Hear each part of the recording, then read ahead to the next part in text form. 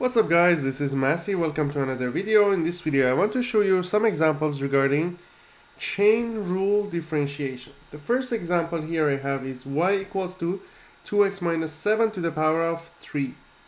We know in chain rule differentiation, if you have u to the power of n, and if u is the function of x, the derivative will be n times u to the power of n minus 1 times u prime.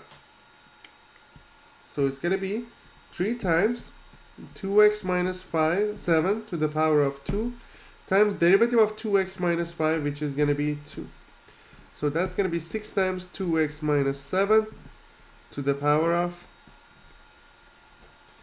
2. Next example, we have 5 times 2 minus x to the power of 3 to the power of 4. So y prime is going to be 5 times 4 times 2 minus x to the power of 3 to the power of 4 minus 1, which is 3, times derivative of 2 minus x cubed, which is going to be negative 3x squared. So that's going to be negative 60x squared, 2 minus x cubed to the power of 3.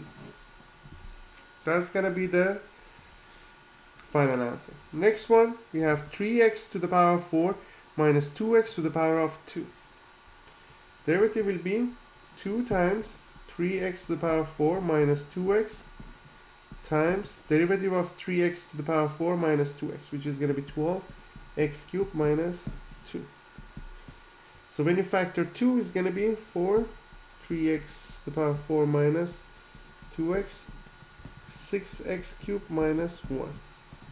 Or you can also factor x as well, 4x, 3x cubed minus 2, 6x cubed minus 1. So that's going to be the final answer. I hope you enjoyed this video. Please leave me a comment if you have any question and I'll get back to you as soon as possible. I will leave some related videos and playlists in the description in case you need extra practice question. Thank you for watching and have a great day.